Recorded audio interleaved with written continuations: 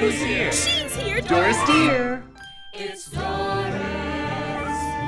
with a continent man. She's the perfect housewife. And Rumpus Room might have a man. Well, maybe.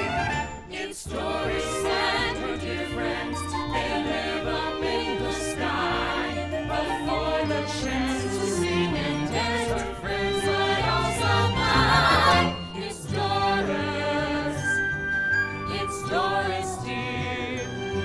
She's that girl on the street. She'll show up with a sweet. You'll adore when she knocks on your door. There's her fun. It's Doris Dear's Girl Talk. Welcome back to Doris Dear's Girl Talk. Now today in the Rumpus Room, we are here yet again with Miss Helen Gurley Brown and her 1962 album, Lessons in Love, an addendum to her bestseller, Sex and the Single Girl. Today, Helen really shows us her philosophy in which women are the rulers, not only in the bedroom, but on the job. Take a listen to this track entitled, The Love Life of a Boss and Secretary. Sharpen those pencils and get ready. Helen puts the woman in charge. Now let's talk about a very important man in your life if you're a secretary. If this is to be that most satisfactory of all man-woman relationships, the first thing to do is hire the right boss.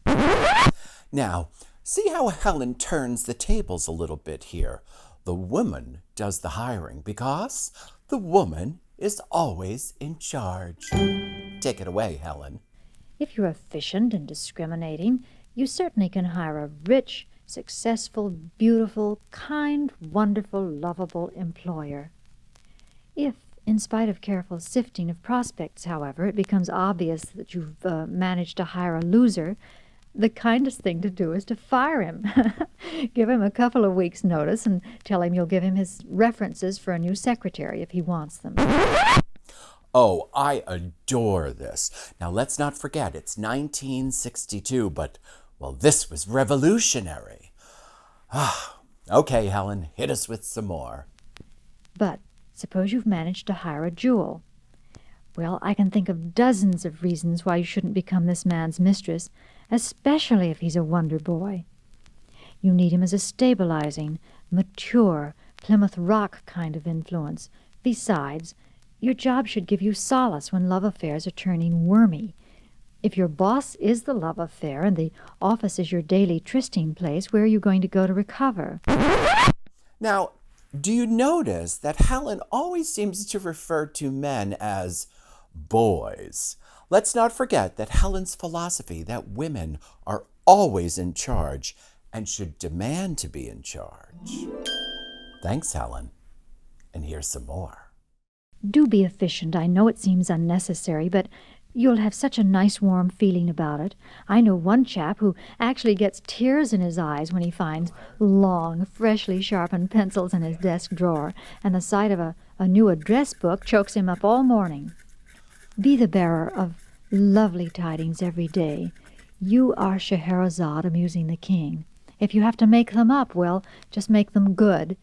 If you can imply that the prettiest girl in the filing room has the hots for your boss, you may still be there when your profit sharing has really amounted to something. Your boss and you can have a lifelong fling, the kind that never ends if you choose him wisely and love him well. I love how Helen's always talking about profit sharing. Did all those girls in the pool get profit sharing? Now remember, this is the early 1960s. Women couldn't open checking accounts or buy houses without a man co-signing for them. Now, Taffy worked in a bank when I was in the 8th grade. She demanded women to wear pants. The bosses said no, but she fought against them and she won. The rules for that certain international bank changed the rules so women could wear pants to work. Mom was a leader in her own right, a beautiful, strong mother, wife, and caretaker. Remember, you can find all the information on this episode and more at dorisdear.com/girl, GURL-talk. Oh, who could that be? Doris, I'm here. Hi, Sandy Duncan. Hi. How are you? Welcome to the Rumpus Room. Thank you. It's lovely in here. Yeah, it's not bad. So we always have a cocktail that I brew up just for my guest. So we're sharing a gin-based cocktail today. And this is, because I understand you like a little gin. Well, how did you yes. I told you I did my, I my actually research. drink a beer or white wine, but this is what I have if I'm going to have a hard liquor thing. Well, we're doing hard liquor, and this is a Dorothy Parker. And I thought it was kind of fitting because, she was a leader. She was on the Algonquin Round Table, and she was very creative. And I thought, well, that kind of fits with us today. So sassy. That's a little sassy, a lot sassy, and I think that fits. Dorothy Parker. Here we go. Sassy. Cheers. It's good. That's really, I think we should have a second sip. What kind of gin did you use? I always use Hendrix as my favorite. Hendrix is good, and there's something called whale. It's a real secret. Oh. My older son's husband gave it to me, and I have to be watched. I love that. Well, we have our eye on you tonight. So, are you ready? Yeah. Here we go. Okay, so I think everyone who's ever seen you on a talk show knows you're from a little town in Texas. Texas. Now, you're a Southern girl, and you moved around a little, and your dad had a gas station, and at one point he was giving out pictures of you if they bought gas. Well, and bubble gum. And, bubblegum's always good. And your mom, now I understand your mom's a quilter. She really is just innately creative. She's also a painter. Right, I saw a series of marbles that she painted. Marbles, eggs. That were really beautiful. A series of all kinds of, but the governor at the time of Texas bought one of her paintings. I mean, she's not just, I'm doing a hobby. She's really good. Made everything I wore almost. Wow. My mom Taffy, she liked to paint onions. She had a thing for onions. So she got into painting and would paint onions in a basket, onions on the counter, sliced onions. Right. It was all onions. We were onions everywhere. That's funny. Yeah, I don't know. Your first dance recital, age of 5? That's right. So now, did you know right away, I want to be a dancer, I want to be in showbiz from the very early age? Yeah, I knew I wanted to be on stage. We'd gone to Sissy Patterson's recital. She was somebody that, I played with. And I kept trying to get up on the stage. And my mother said, sit down. Come back and sit down. You can't be, I was trying, And she said, we'll give you dance lessons, okay? Just sit down and be quiet and watch it. So she did, and I immediately loved it. Immediately. And the first dance recital sealed the deal because at the end of it, they started applauding, and I was like, oh, wow. Nothing like applause. Great, yeah. There's nothing like So applause. I continued to study with the same dance teacher till I moved to New York when I was 18. Now that's a big move. When you moved to New York at 18, you're from, really? I couldn't wait. Were you scared at all? No. Nothing. You were just, Yeah. oh, youth. Nothing scares us. Nothing stops us. Walk down the street barefoot here. I mean, come on, New York City. And didn't you live at one of those hotels for women and some? Yeah, it was called the Rehearsal Club, and Oh, they're right. reviving it now. For girls that want a little protection and some solid, Yeah, my footing mom came when she was a model. Barbizon. She lived at the Barbizon Hotel. Yeah, That was yeah, the yeah. other. Yeah. This one was more like a dorm in college because we had rules. You couldn't have men up in the rooms. No. Did you follow those rules, Sandy? To the letter. My roommate, who's still one of my best friends, wouldn't. So I spent a lot of my time lecturing her. Don't smoke in the room, Dee. I mean, she did everything wrong.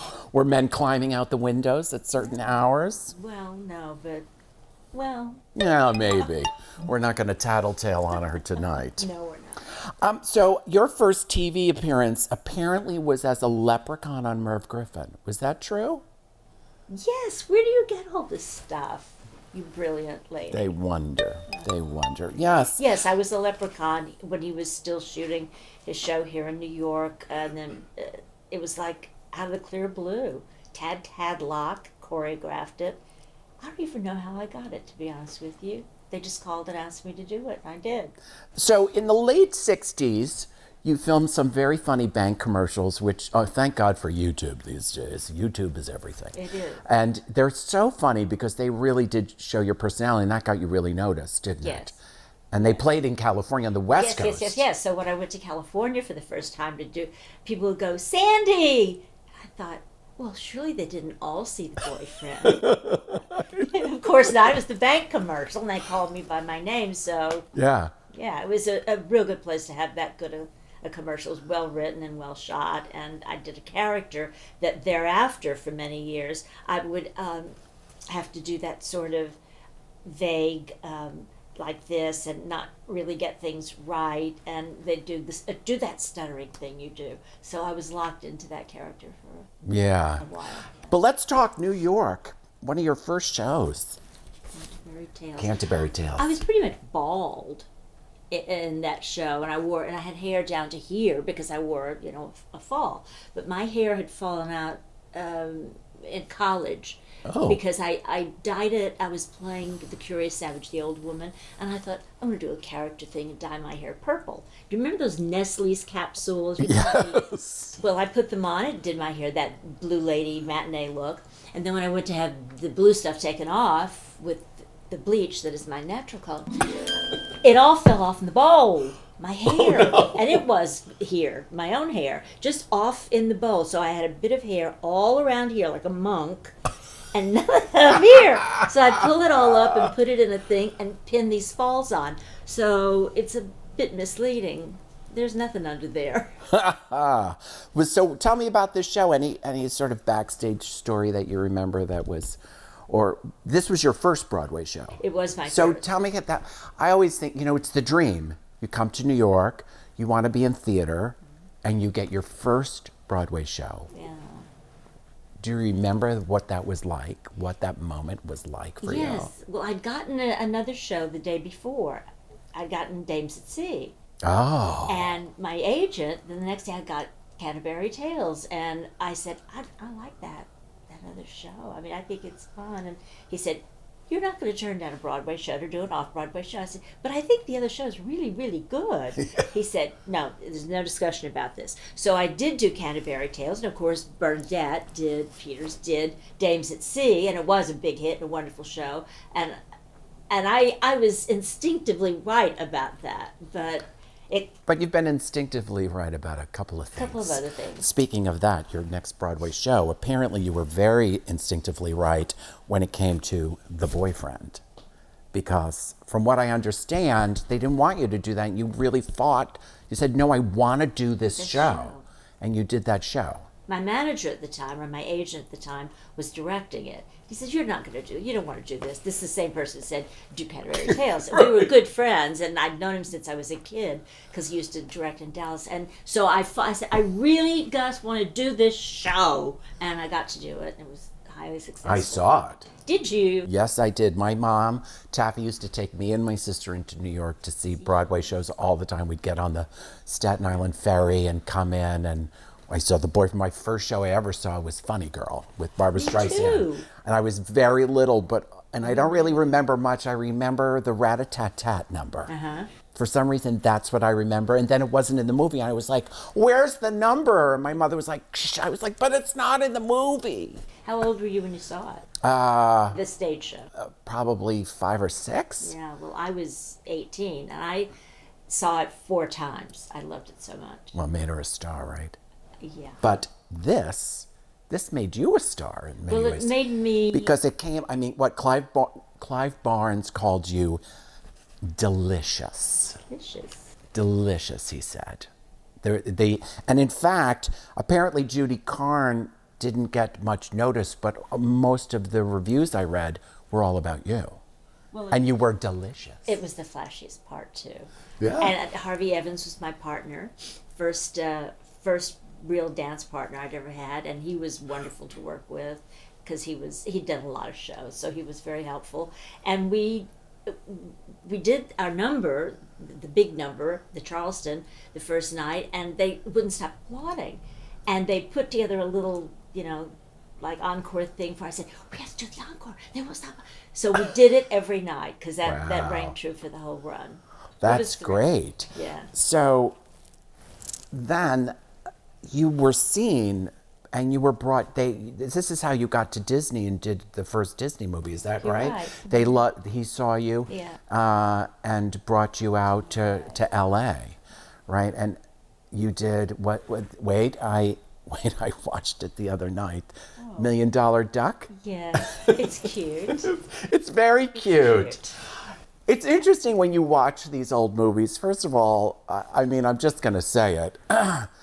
The men are slightly misogynistic in these old movies. The way they treat their wives and women in these movies is like you're in an apron the whole time cooking. But it is kind of hilarious when they have the recipe book and it's flipping pages and you don't know it and you put mustard and you're making applesauce, but it's got mustard and curry and you're being very, quote unquote, as they used for years, Sandy Duncan about it all. Very.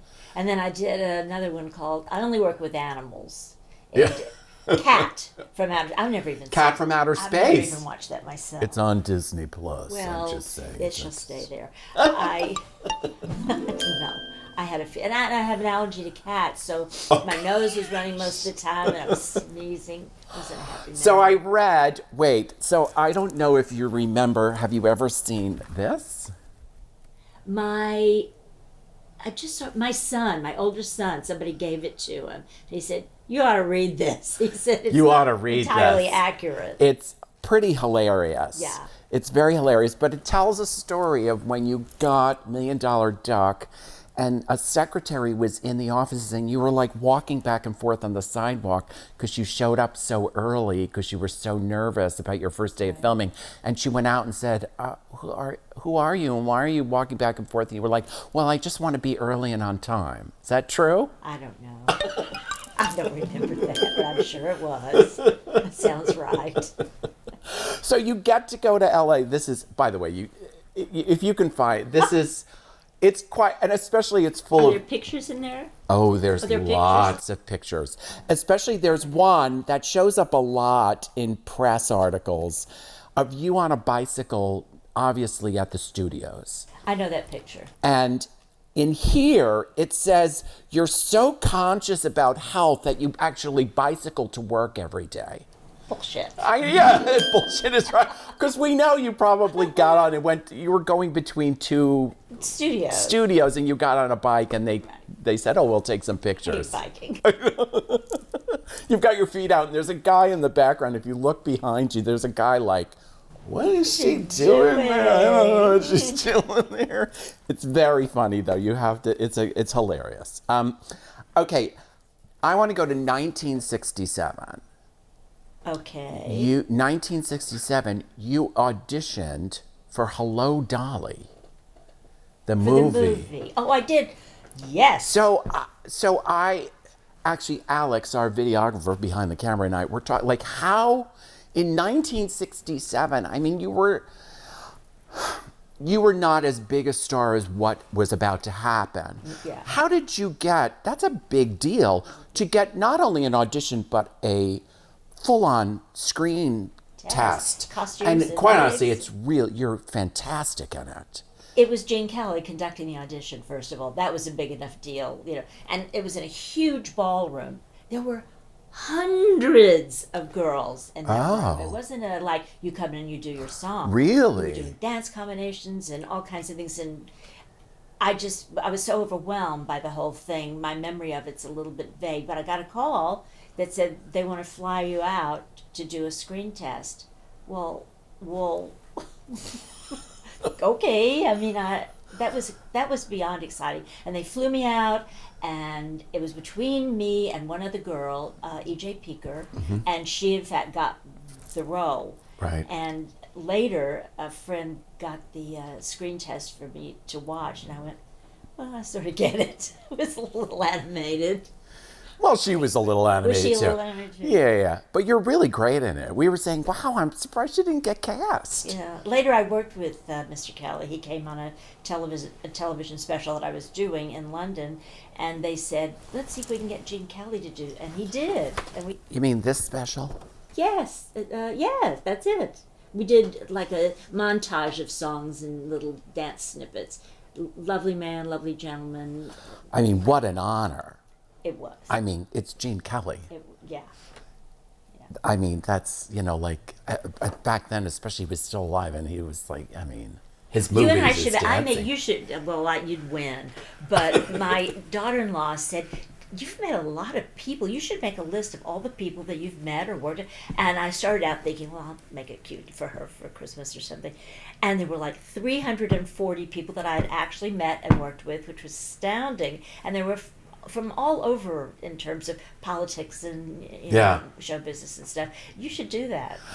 Yeah, I mean, You'd be amazed. And at it's yourself. it's amazing how many people, right? It's called a career, right? Yes, sir. And you just keep going. You don't really think. I don't really think about it. No, I I just, did have what's the neither. next thing? What's the next? I no. got to do the next thing, the next thing, the next thing. So the next thing, 1970, you are named one of the most promising faces of tomorrow by Time magazine. Did you know that? It's the same magazine that said the young people in Canterbury Tales cannot sing, dance, or act for green apples. Thank you, Time magazine. Change their mind. But now I want to ask you about this. Well, I want to ask you about that. What is that? This is a recording you did for Decca, I Am Woman, for the Women's Lib. Why did I? Well, I'm wondering why. Why did you? I don't know. So it was for Women's Lib. The flip side is Hope of the Future, Liberation Now, and it is... Who wrote that? It was released and given to all the women's libs groups around the country. No one can make me believe that I'm helpless. Most men don't seem to understand. I am a woman, though I wear the pretty face that I've been. Have you never seen that? Never in my life. You do a reading of a sort of a song. It's sort of a reading, sing of I Am Woman. That sounds really good. Yeah, it's quite good. It's Sandy Duncan, I Am Woman. On Decca, no less. Kind of a big label. Yeah. Well, there you go. Who knows, right? Who knows? Who knows? Well, All right. I am a woman, so that makes sense. Then, of course, you get your own TV show. So, I mean, I always think, like, back in the day, there was only 3 networks. So, shows would get 50 million people watching. I mean, these days they get like 8,000 people watching, right? So you get your own show. I mean, this has to be, from what I've read, according to the Sandy Duncan story, they go into great depth about what it was like for you. What was that like for you? I mean, it's the moment, again, it's the kind of thing as an actor you dream about. You want you want your first Broadway show. You want to be on TV, but then you learn what that's like. It's grueling and can be difficult. And I was living in New York at the time. I was back in New York. And Fred Silverman, who was head of CBS at the time. Right. He saw you didn't he see you in The Boyfriend? Yes. Yeah. And he was a good friend of my agent at the time. And he said, I think we should do a pilot. Pilot? I don't even know if we did it. Yes, you did a pilot. Did we? Yeah, you did a So glad pilot. you're here. You did a pilot, but then they completely rewrote it for the series. So the series was completely different than the pilot, and recast it as well. And Cast then they different did people. a second show, the Sandy Duncan, which was not very good, and they did away with an audience, which was not. No, they did the opposite. The first was film, Was filmed. and the hours were like from 6 in the morning to sometimes 11 and 12 at night. It was exhausting, and I was young, and it was exhausting. So I can imagine people. Film shows take a long time. Yeah. And during that time, I think it was on the 13th episode, which is what you would do then, 13 and then 30.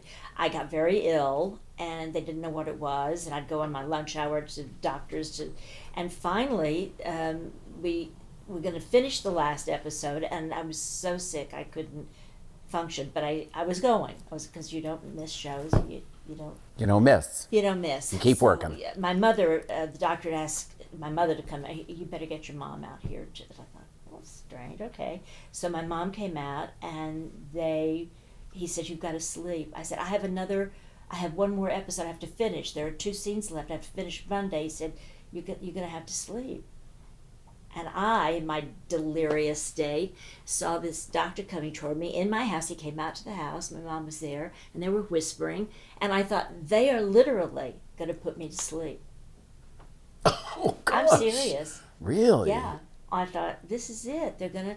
And I said, you're putting me to sleep, aren't you? I remember him coming toward me. He says, yeah, you need rest. I thought, oh, well, this is the way I'm going. Wow. And then I slept for 48 hours and woke up to my surprise and went back and finished. I think I found a coin in your sofa. I won't pull it out in case it's not a coin. Never know. You never know what or who is under there. You just never. And so I finished the thing and then went for a hiatus to my hometown. And I went to see my little hometown doctor, Dr. Birch. And he said, honey, this is not nerves. This is not a breakdown. There is something behind your left eye, and it's making your eye protrude. You go to Jules Stein when you get back, check into the hospital, and tell them they have to find out what's wrong. And it took them a week because there were no CAT scans Right. and no MRIs. So they went basically to do an exploratory and found a big, huge tumor behind my left eye. Right. And you had that removed. And we'll set it straight for the millionth time. You do not have a prosthetic eye. I do not. You do not. They severed the optic nerve, Right. which, does not allow me any vision in that eye, Right. of course. But that's a natural. And also when the press came out, there was a lot of it, and they would say lost her eye. Lost her eye. So it was a misconception just because of the way it was reported. Well, my whole entire family we watched your show because, we would have dinner and then clean up and all gather together. We would watch TV, and that was always, and I remember Mom saying, oh, she lost her eye. I know, because This poor girl, we have to watch her. She lost her eye. Yeah, it was like, you got a lot of sympathy vote from Taffy. A lot of sympathy. And even when you came back with the Sandy Duncan show. So they came back and it became a 3-camera show. That's right. And and it had nothing to do with the first one, Right. which had been in like the top 10 most weeks. It was a good lineup, and You were between, I think, Mary Tyler Moore and All in the Family. Is that right? I don't know, it was somewhere good. Yeah. And for the ratings, and this was just not my humor. They hired a new producer, everything, and it didn't last 13 weeks. And I mean, so I've had many guests who had their own television shows come into the Rumpus Room. And for women, especially at that time, I mean, what a struggle. I mean, it is a man's world. It still kind of is, but especially back then. But yet everything is on your shoulders. So what was that like? And did you know that the show maybe wasn't as good as you had hoped? I knew immediately. I said something, I remember the first day, and this particular producer it was that sort of jokey kind of stuff. It wasn't situational. And I said, I'm not real clear about why it didn't track for me. Why is she doing? He said, you want motivation? Go back to actor's studio. And I was like, okay, this is the world we're in. That's the world. That's the world. Wow. So. Yeah. Okay. So now I'm going to open the book because there is a quote here that relates to this time of your life, and I want to read it to you. It says, Carl Kleinschmidt, you've touched your hair, waved your arms, wrinkled your nose, winked, and shrugged your shoulders. These gestures are your own trademark, and they're wonderful. But when you do them all at once, well, they just cancel each other out. And you apparently said, right, sir, Sandy answered, and did the scene over again. Later, she confided, I've got to watch that gesture bit. I keep forgetting I'm not on stage. That's true. I'm not the manner born. I'm animated, as are you. You Just think? a bit, you think? And yeah, the techniques are different. And they say, and there are certain actors that do know how to do both, dead Right. out. And I just didn't enjoy the process. Mind you, if somebody offered me a film, I'd do it and do my best to be still. But it's not my favorite medium to work in. Star Spangled Girl. A lot of gestures in that. And didn't they say that you didn't, she didn't know how to do a Southern accent? Meanwhile, you're from Texas and you are a Southern belle. Yes, meanwhile I do. Another quote I have to read. It's about fashion. It says you compulsively buy. I like anything tailored, houndstooth jackets, romantic and soft. I love anything in yellow, black, or white combinations, and anything belted. I never said that. I never said that. I like those But it things says pretty so. much. It says so in the Sandy Duncan story. Is there anybody taking credit for writing that? Oh yes, by Rochelle Reed, which I bet is a made-up name. I bet you. I bet that's yeah. I think, and then I just I want you did so many things. I loved your story about auditioning for Hair, and you sang "Sunshine, Lollipops, and Rainbows." I thought it was rock. See what I mean? I don't quite get the full picture. I think but I got that's callbacks, lots of them, and at the time, because I'd go back and there'd be more people in the room, not just Jerome Ragney, and I'd think, well, it's going pretty well. I got about 4, and then as an adult, I went, you know what? They were all doing grass and whatever and stone, and they were saying to their pet, "You got to see this broad. You got to come in and watch her do her. Do your song." Lollipops. Well, you were completely different than anybody else, right? For sure. I mean, we have this. This is great. This is so Sandy Duncan of the time. Yes. From TV Times. Yes, it is. It's just so that, and then of course your TV guide. Yes. Kicking up. Kicking up. And you are in a turtleneck. Well, those I do like. And I love this. You did Pinocchio with Danny. We became really good friends, close friends. And that's great. I actually watched it the other night. It holds up. It's some great tunes. And the choreography is very good. And you broke your nose? Yes. Yeah, what an odd thing to break. And yeah. It was the long nose, and it was 3 a.m. or something, and I went off camera because that was my direct, and then I was going to run back on. So I went off camera, so tired, and somebody said something. I went, "What? Oh!" And I hit it on a camera off while he was doing the whale scene or something, and it went, "Oh my God." So we weren't done shooting the show, so I had to have the prosthetic glued on to my broken nose for like another week or 2. It was. And then I had to go have my nose rebroken to set it. Oh, God. But in Pinocchio, your soon-to-be husband, Don, was actually in that, wasn't he? He and I did a lot of shows together where he partnered me. We first met on Sandy in Disneyland. At Disney. You know, I worked at Disney. You did? 5 years. Out there? In Florida. Florida. Yeah. My older son works there now. Oh. He's doing Marlin in the stage thing of Marlin. What did you do? Oh, I was a faux Mouseketeer, Kid of the Kingdom. We toured. We did shows. Oh. 7 shows a day. We represented the company during the golden years of entertainment with Disney. And on that note, I think we should take another cheers. Cheers. And before we move on to one of your biggest successes on Broadway. Cheers. What could that be? Oh, I'm sorry to interrupt, but I wanted you to know that we had so much to talk about that there will be a 2-parter of this interview coming up in our next episode. Okay, on with our cocktail of the day. It's Doris Dear's Bar Cart. Welcome to the Bar Cart, the place where we make the cocktails we serve in the Rumpus Room. Today we enjoyed the Dorothy Parker, named after the infamous Algonquin Round Table leader. The infamous Algonquin Hotel on 99 West 44th Street had a storied reputation for attracting actors, poets, and literary characters. The very first guest checked in on November 22nd, 1902, when a room and a bath cost $2 a day, while a 3-bedroom, 3-bath suite with private hall, sitting room, dining room, and library ran $10. Now that's about $350 today. Dorothy Parker's career took off in 1918 while she was writing theater criticism for Vanity Fair.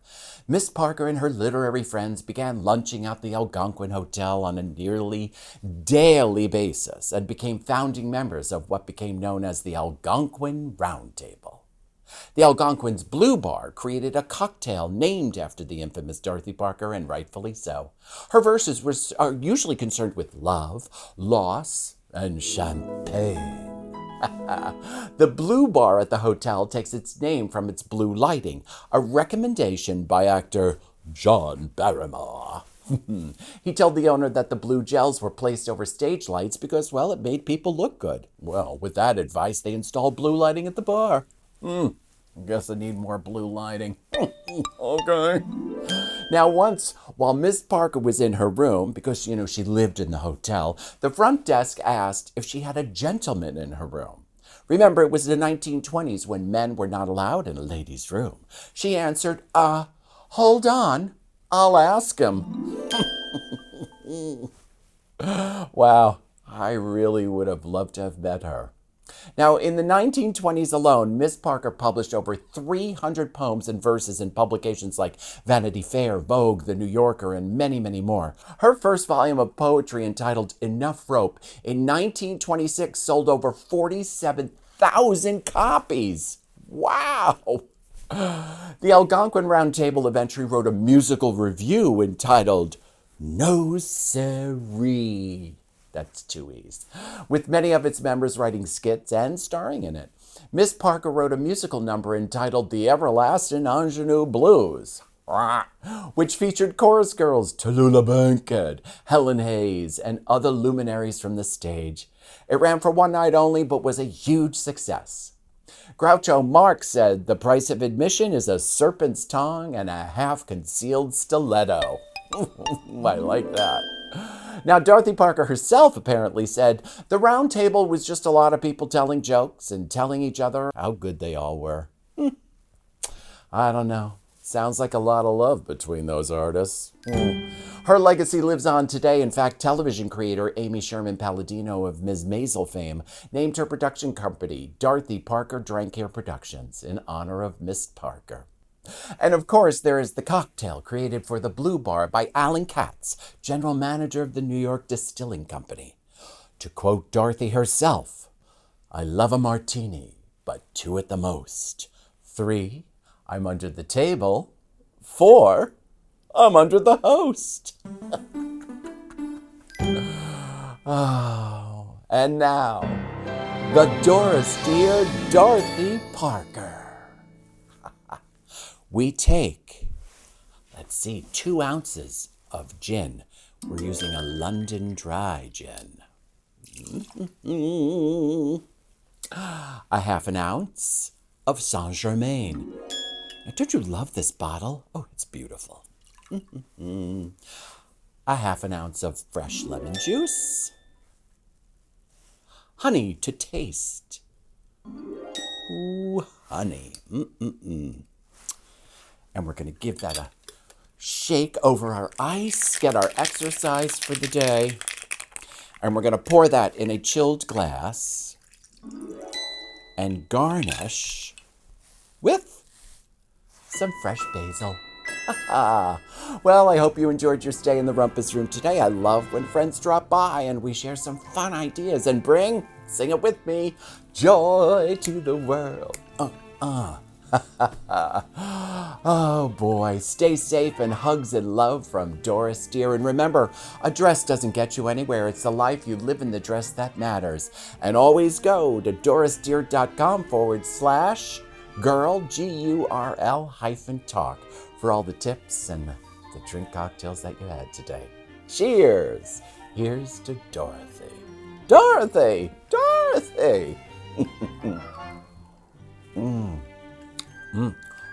Oh, Miss Parker. Wow. Doris, it's Doris Dear. She's a glamorous gal, she'll become your best pal when she's here. Who's here? She's here, Doris Dear. It's Doris, with a cocktail in hand. She's the perfect housewife, and her Rumpus Room might have a band. It does? Well, maybe.